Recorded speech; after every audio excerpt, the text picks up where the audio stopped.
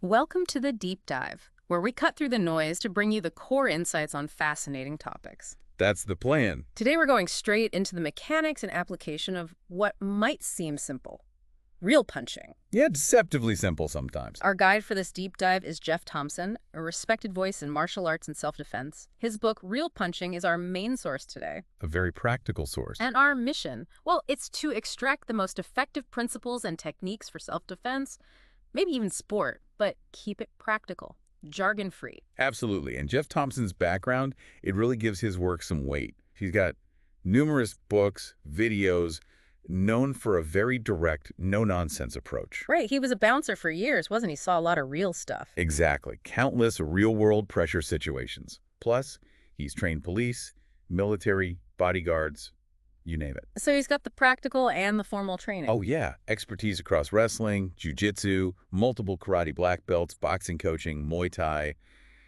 even a UK weapons champion. Yeah. He's trained with some big names. Wow. And his approach, it doesn't always stick to traditional martial arts dogma, which is why I think his perspective is so valuable for understanding what actually works.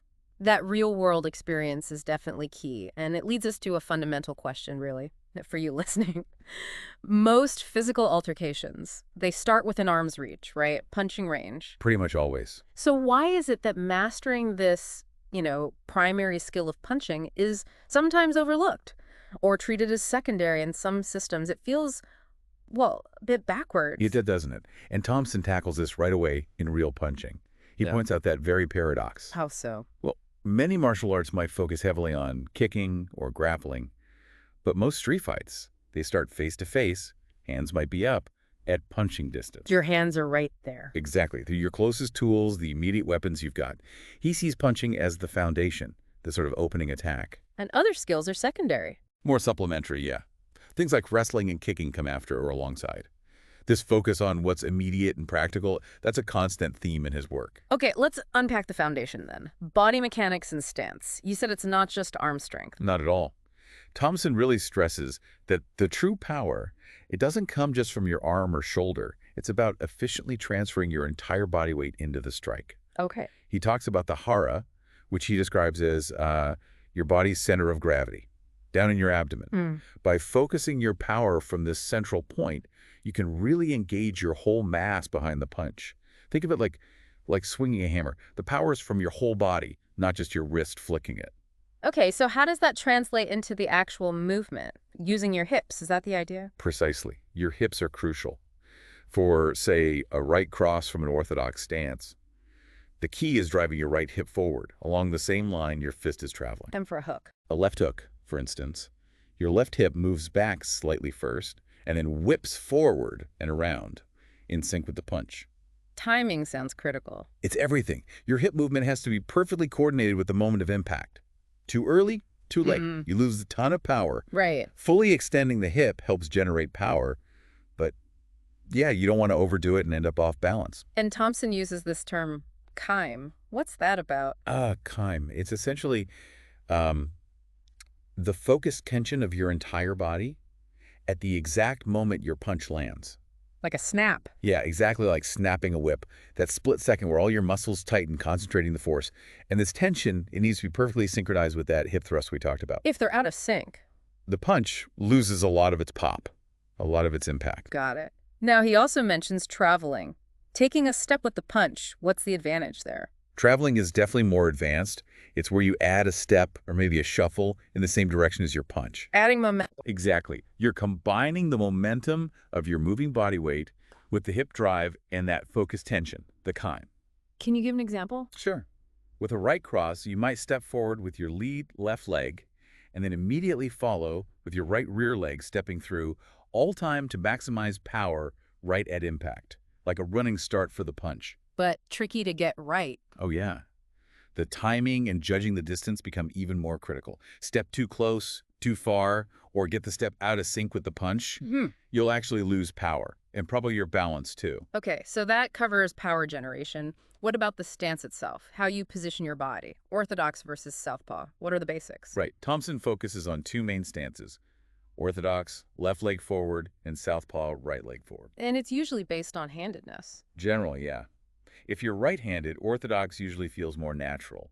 Left-handed southpaw often feels better. Why is that? It puts your stronger, more coordinated hand at the rear. That's your power hand, ready to deliver the bigger punches, like crosses or hooks. Think about a baseball pitcher or tennis player they set up to use their dominant arm effectively. Makes sense. And if you're left-handed using southpaw, Then all the instructions for the orthodox stance we're about to cover are basically just mirrored. Simple as that. okay, so let's break down a good orthodox stance. What are the key elements for stability and power? Several things are really crucial for a solid base. First, your feet. Roughly shoulder-width apart, angled about 45 degrees. Okay. Your lid left foot turned slightly inward, toes gripping the floor a bit for stability. Your rear right foot turned inward too, but up on the ball of the foot that helps with movement and hip rotation. Knees bent. Definitely. Both knees slightly bent. Think athletic readiness. Your torso should be turned maybe 45 degrees, presenting a smaller target, protecting your core. And the guard. Arms and head. Elbows tucked in tight, shielding your ribs and abdomen. Fists up, guarding either side of your jaw. And critically, head slightly tilted down, chin tucked towards your chest. Why the chin tuck? Protects the chin, a prime knockout spot, and it forces you to look up through your eyebrows, Yeah. which is actually a stronger defensive posture. Hunched shoulders can add a bit more protection too. Relaxed until impact. Yeah, keep your fists relaxed until the moment you strike. Conserves energy. And remember, the southpaw stance is just a mirror image of all this. Maintaining that stance, that balance, is vital throughout. An unbalanced fighter is an easy target. Right, solid foundation laid. Now let's get to the tools, the core punches. Jab, cross, hook, uppercut. Let's start with the jab. Thompson calls it the fundamental driving force. Why so important? It often gets underestimated, maybe seen as just a light, flicky punch, but it's incredibly versatile, truly fundamental. What's its main job? Its main job is to probe the opponent's defense, find openings, or create openings that your power punches, like the cross or hook, can then exploit. So it sets things up. Exactly. It's also great for stunning an opponent, keeping them at distance, messing up their rhythm. A good fighter can throw multiple jabs fast, often catching someone off guard who's only expecting one. Thompson even compares how different styles use the jab. Karate, kung fu, boxing. He does. He observes that in, say, karate, the lead hand punch often starts lower, maybe from the hip, with a twist and a sharp pullback of the other hand. That pullback can briefly expose the body. And Hitting with the bottom knuckles. More hip rotation, maybe, but without that final twisted impact sometimes. And boxing, he prefers that method for self-defense. Generally, yes. Because boxers throw the jab from a tight guard, and crucially, they bring it straight back to that same protective position. They guard their jaw diligently. Less of that exaggerated pullback. Right. It's more defensively sound, more efficient for keeping yourself safe while you're jabbing. He also breaks down different types of jabs. Yeah, variations. There's this sort of textbook jab, mid-range, small hip rotation.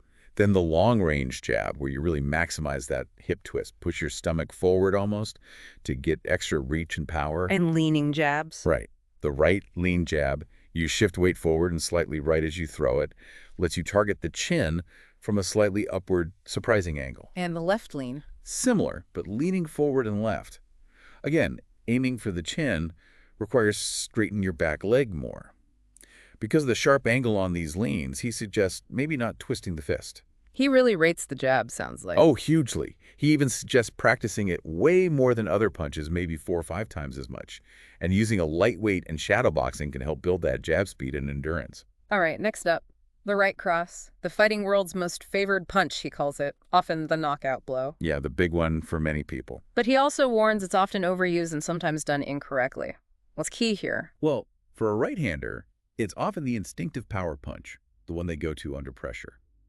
Looking across styles, there are similarities, but variations too. Like in karate. The reverse punch is thrown a lot, sometimes from that lower guard or with the hip retraction. Both fists often twist. The rear foot might stay flat, which can limit full hip use and mobility. Kung fu. Similar, but maybe more hip rotation generally, and they often let the rear foot pivot, which helps power and movement. And boxers use it more strategically. Very strategically. Yeah. Often is the power shot to finish a combination or land a knockout. And interestingly, their fist position changes depending on range. How so? Straight fist close up, maybe a half turn mid-range, full twist at long range. primarily for power, but that twist at long range can also help break the skin. Nasty. So what are the crucial mechanics for an effective right cross, according to Thompson? Explosiveness is key, and it works best when set up by the jab or other punches usually. What about the shoulder position? Boxers hunch more. Yeah, boxers tend to hunch shoulders for protection, unlike some traditional arts where keeping shoulders low is taught, which can expose the chin. The risk with hunching is driving the punch from the shoulder, not the core. So find a balance. Thompson suggests exactly that. Hunch for defense, but consciously generate the power from your para, your core. And the body movement. The real key is driving your entire body weight forward. Push off the back right leg, in orthodox. Simultaneously rotate that right hip forward along the same path as your fist. Hip and fist landing together. Ideally, yes. Your hip fully extends just as the fist makes contact, ideally with the jaw. He also mentioned the independent cross. Right, crucial point. Practice throwing it without a preceding jab. This surprise factor, especially if your opponent is moving towards you, can dramatically increase the impact. And practice from no guard. Vital for street scenarios. Snapping up your guard immediately telegraphs your intent. A punch they don't expect, they can't brace for, that maximizes the knockout potential. Okay, hooks next. Thompson calls them the most natural punches, often seen in wild fights, but tricky to teach well. Exactly. That swinging motion feels natural when things get chaotic. But proper technique requires understanding the body mechanics. Why are they so effective, potentially? Knockout potential, mainly. The target area, the jawline, from ear to chin is larger, less precise than the point needed for a straight punch, easier to land a damaging blow. Are they common in traditional arts?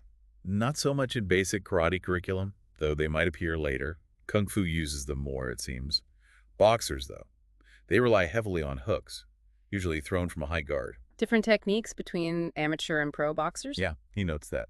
Amateurs often throw with good body weight, elbow level with the fist, twisting the fist, palm down on impact. They're pros. Often have the elbow slightly lower, maybe no fist twist, palm facing inwards towards their own body.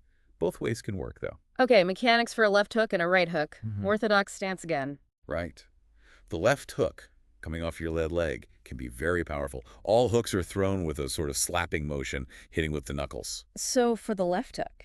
For max power, you might shift weight slightly onto the right hip first, momentarily. Keep your eye on the target.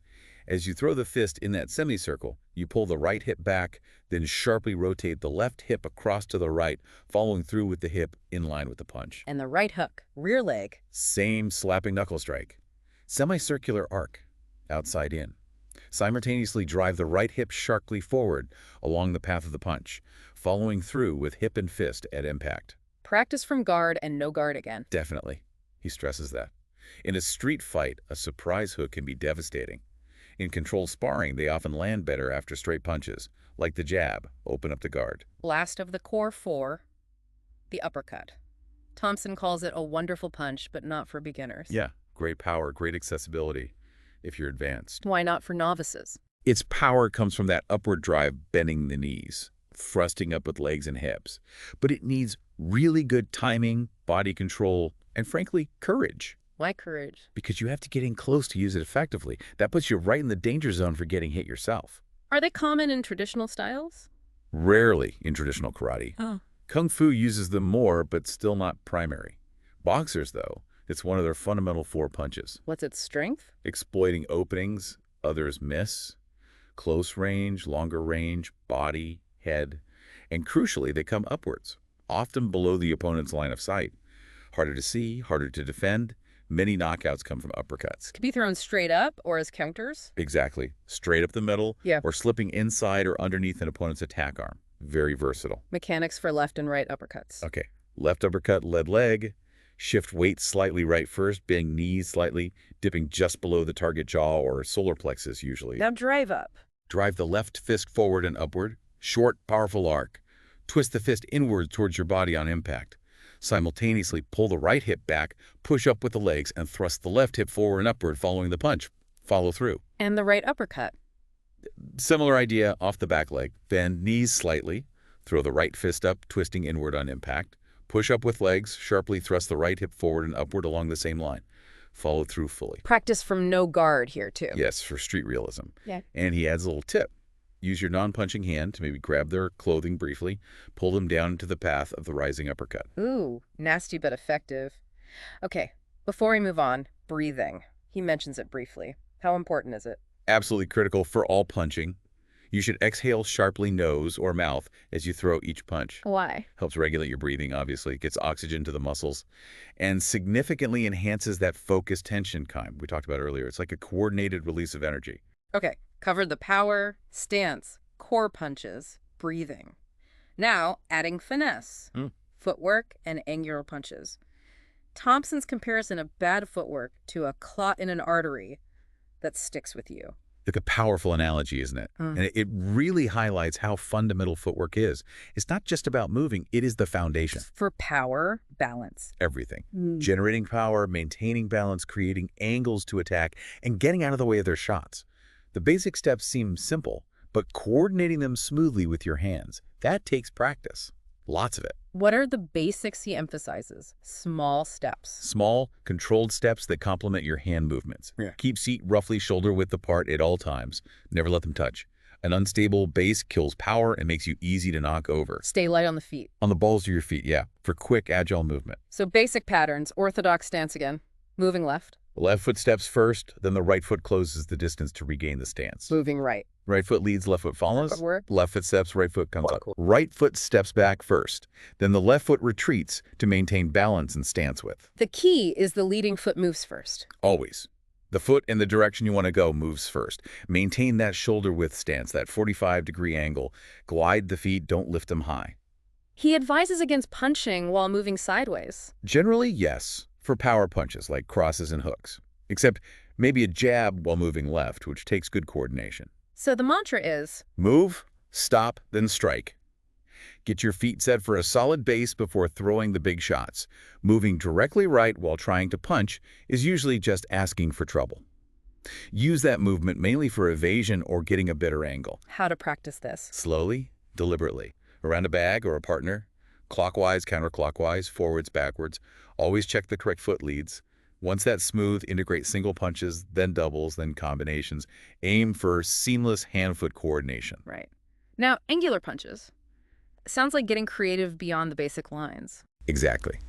These are the in-between punches. They sit between the standard straight, hook, and uppercut paths. Thompson was intrigued by boxers throwing these. Yeah, he noticed experienced boxers throwing shots that weren't easily pigeonholed.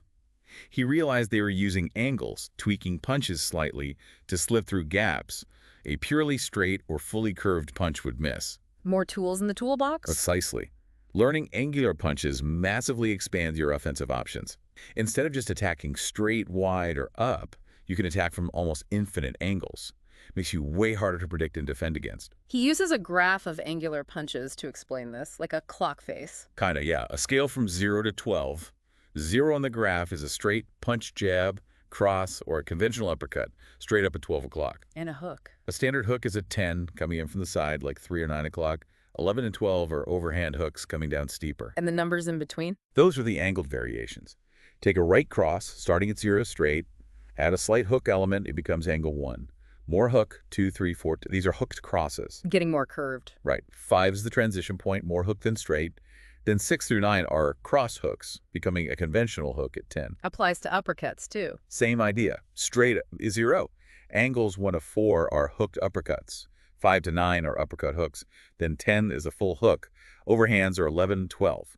The left side mirrors this for left punches. So almost every punch is slightly angled in reality. Pretty much.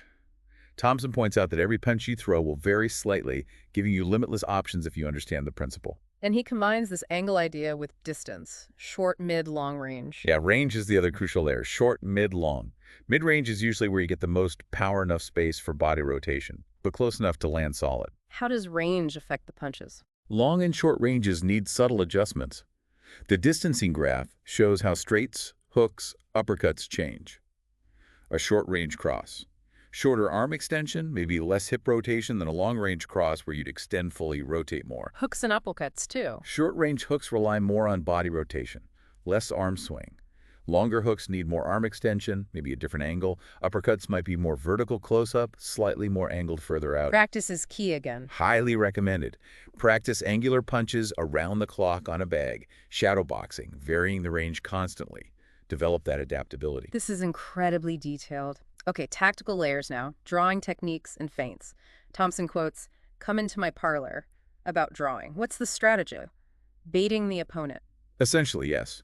Using deception to create an opening by tempting your opponent into a specific action. Oh. One way is to deliberately show a weakness. Briefly drop your guard, expose your body, maybe. Bait them into attacking that spot. Exactly. As they commit, you hit a more vulnerable target they've left open, like their head. You might even let them land a light shot on the bait area first, build their confidence, make them predictable. That's their drawing methods. Pretending to be tired or hurt. Encourage them to rush in carelessly, then surprise them, or throwing weak, telegraphed punches to bait their counter, which you anticipate, evade, and then punish. Does it work on everyone? Depends on the opponent. Aggressive fighters might fall for the weakness ploy. Cautious ones might go for the easy target. Sparring is where you figure out what works on who. Okay, and feints? Bruce Lee rated the master of the feint highly. How are they different from drawing? Drawing tempts them to attack your perceived weakness. Feints make them react to a fake attack from you, creating a new weakness in their defense. Example. Feint to jab high, they raise their guard. You hit their now open body. The key is the smooth flow between the feint and the real attack that immediately exploits the opening. Feint low, hit high seems effective. Especially effective. Their attention and guard go down, makes the high shot harder to see. Thompson really stresses that punches they don't see coming cause the most damage. Good tip. Land the real punch first sometimes. Yeah, he suggests that. If you actually hit them with a jab earlier, they're more likely to react defensively when you later feint that same jab. Makes the feint more believable. And you can reuse feints. Surprisingly often. Blocking is often instinctive. Even if they know it's a feint, the reaction can be hard to stop. Thompson gives some specific feint punch combos. Several good ones. Low left jab feint, then a high right cross, classic jaw hunter. High left jab feint, then low right cross or hook to the body. Others. The double jab feint, they expect a third. Maybe you throw a cross instead. Low right cross feint sets up a high left hook from a different angle. Low left jab feint can lead into a high left hook. Tricky timing, bit riskier maybe. Subtle movements work too. Shoulder flicks. Yeah, even small shoulder movements or eye shifts can simulate the start of an attack. He encourages experimenting, finding feints that suit your style and exploit your opponent's habits. Okay, putting it all together, combinations. Thompson calls it an acquired art. What are the key principles? It really is an art.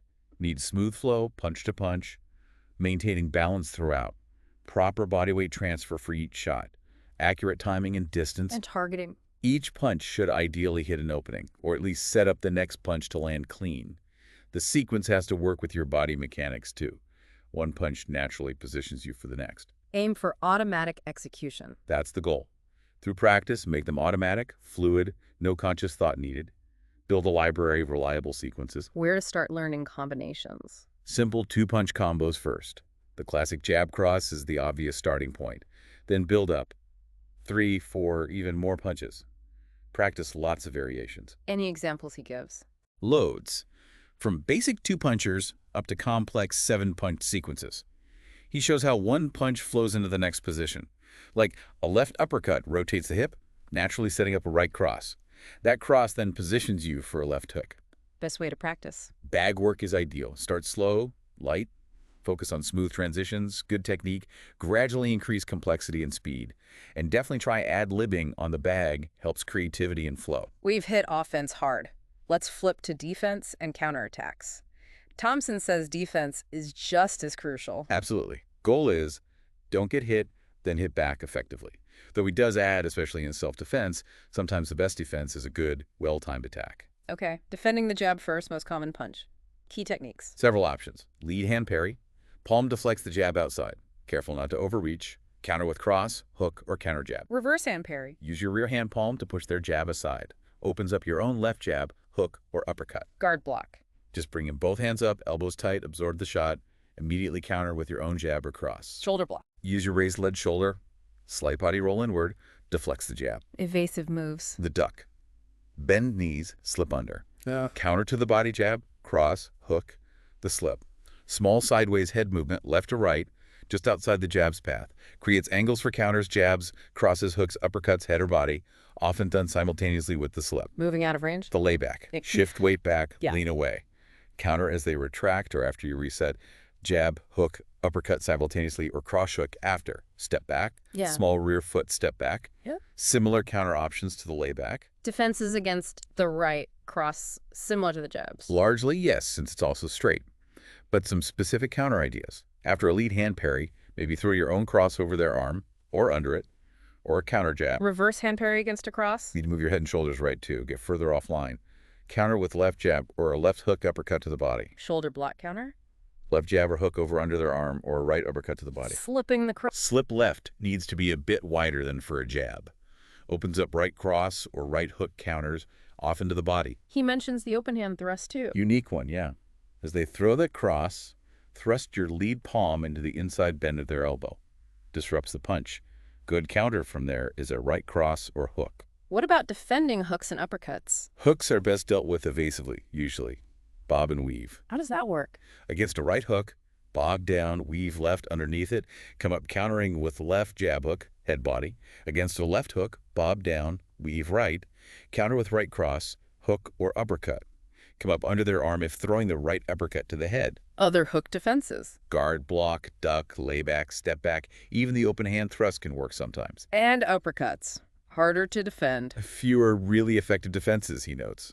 The main one is the guard block. Since uppercuts are close range, this often leads straight into short range counters like your own jab or cross. Always follow up counters.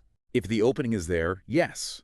Follow up that initial counter with combinations. And crucially, practice all these defenses and counters. Find what suits your style and training before you need it for real. Okay, theory's great, but putting it under pressure. Sparring. Thompson stresses a gradual approach. Walk before you run. 4 types of hand sparring. Exactly. Step by step. Preset, restricted, light skill, and heavy sparring. All valuable regardless of experience. Preset sparring. Practicing specific attack, defense, counter sequences. Partner A throws jab, partner B parries, counters cross. Start slow, light, build speed and power. Great for technique, timing, confidence. Restricted sparring. Limiting techniques, maybe only jabs allowed or only right hands, or limiting contact level light or heavy. Isolate skills you want to improve. What a better jab. Spar rounds with only jabs. Light skill sparring. Any technique allowed, but no heavy contact. Focus is on experimentation, flow, trying new stuff without fear of getting hammered. This is where you really develop your style. And heavy sparring, the real test. Full contact, protective gear, 12, 16-ounce gloves usually. Thompson calls it the pressure test for technique and character. What does it teach you? Shows you what works under pressure. Initially, you'll rely on basics, jab, cross. Highlights their importance. It also tests your mental resilience when you get hit hard. What if you do get caught hard? Cover up tight. Clinch or grab and hold to recover. Use footwork. Move away until your head clears. Regular heavy sparring, safely, is essential for realism. Moving on. How do these hand skills fare against different threats? Kicks first, hands versus feet. Puncher beats kicker true. Thompson quotes J.F. Gilby, who thought so, generally. But the puncher has to make it happen. A good kicker can win if they control the range. So it's about distance control again. Absolutely. Puncher wants to close the distance, get inside kicking range. Kicker wants to maintain distance. The danger for the puncher is eating a kick while closing in. Strategy. Block first. Block or evade the kick first. Then move in fast as they retract their leg. Most kickers drop their guard or off balance during the kick and retraction. Big opening. Turning kicks easier to deal with. Often easier to disrupt than straight kicks, like front kicks, yeah. Specific defenses against kicks. Front kick. Several. Elbow block, down on shin. Get in bari, inside wrist block, step side. So to bari, outside wrist block, specific footwork. Closing down, move in aggressively as they kick. Attack with hands needs timing. Lay back, move out of range, counter on retraction. Limiting back kick. That looks nasty. Primarily lay back or step back. Avoid the full force. Closing down is very risky there. Side kick defenses. Similar to front kick. Get in bari, sotabari, lay back, guard block, closing down. Turning kicks, roundhouse, etc. Generally, absorb on a tight guard, then counter hard as the leg retracts. Except the spinning back roundhouse safer to lay back, step back, or maybe close down fast. Guard blocks for roundhouse. Palm block. Details. Left and right guard blocks. Introduces palm block specifically for high face roundhouse kicks. Recommends practicing all this in preset and restricted sparring, one kicks, one hands. Now, hands versus grappling, the same. Grappler beats punter? Thompson agree. He leans towards agreeing, again referencing Gilby, but with big caveats. It assumes a skilled grappler versus a puncher with no grappling knowledge. What's the puncher's key challenge? Preventing the grappler from getting a grip. Once they latch on, you're in their world. Grappling range is way harder to escape than striking range. So the strategy for the puncher? Maintain distance. Footwork is paramount. Yeah. Use long-range straight punches, jab, cross, hit and move. What if they get close? Use short-range stuff, uppercuts, hooks. Keep moving laterally if possible. Don't just back straight up. Grapplers are tough, though. Very. Often willing to eat punches to close that distance. So keep combinations short, 2 to 4 punches max. Don't get rooted. Uppercuts are good as they reach in. The mantra. Never let the gap close. Strike and move, strike and move. Yeah. He even suggests maybe targeting fingers to discourage grabbing. Grapplers might hide pain. Yes, psychological tactics sometimes. Oh, Be persistent. Their main weapon outside grappling range is often just intimidation. Maintain your will, stick to the plan. Practice for this. Restricted sparring again? Puncher versus grappler. Puncher wears heavy gloves, 16 ounces maybe? And his final advice. Seriously, consider learning some basic grappling yourself. Good advice. Definitely broadens the skill set. Okay, nearly there. Thompson introduces cheeky shots. Sounds mischievous. He admits they're unconventional. Basically, hitting someone when they aren't ready or are distracted might seem unfair in the dojo, but highly effective in real fights where rules don't apply. Examples. Distraction. Suddenly look past them intently, hope they turn, jab them, tired ploy. Act exhausted, lure them into carelessness. Leg slap mid-fight, slap your own thigh hard, distracts them momentarily, launch attack, finger pointing to the moon. Raise hand, point up, draw their eyes, whip hand down into a jab. Slow step, drop guard, take a weird slow step. Use confusion to attack. Instep adjustment. Pretend to fix your shoe guard. Attack as their gaze drops. Used seriously. He says playfully in training, but yes, effectively in real situations too. Surprise is a powerful weapon. Fascinating. Okay, last big concept. Peter Constantine's double hip theory. Sounds advanced. What's the core idea? It is more advanced, challenges some traditional thinking. Constantine learned it from Shigeru Kimura sensei in Shukukai Karate. What does it challenge? The idea of turning the hip simultaneously with the hand and pulling back the opposite side. Constantine argues that pull back creates backward force, limiting forward power. So what's the alternative? The double hip. Draws an analogy to throwing a ball. Your hip whips back slightly, then drives forward powerfully while the arm lags a bit, letting the shoulder recoil add power. It's sequential. Two key elements then. That split action is one. The other is a change in pivot point. Instead of pivoting centrally, you shift weight more onto the laid leg, making it the pivot, like a door hinge, whipping the body weight forward through the shoulder arm. Like other sports. Exactly. Thompson notes you see this natural, fluid motion in shot put, javelin, tennis serve, golf swing. Relaxation is key. Avoid stiff, mechanical movement. Generates big, close-range power. Tremendous power, especially to the body, even from relaxed hand positions, maybe belt level. Arm pistons along the ribs, no wide elbow flare. Back leg stays relaxed, comes forward naturally. Power comes from pulling with the front leg, not pushing with the rear. Body's core is the source. Midsection is the power source. Arm shoulders transmit it. A good body shot with this method is hard to take. Same principle, faster hand speed works on the jawline too. Finally, the tools of the trade. Training equipment. What does Thompson recommend? Stresses punching needs apprenticeship, and tools help. Recommends focus pads, hook, and jab pads. Excellent for accuracy, power, distance, angles. Need a partner. Essential.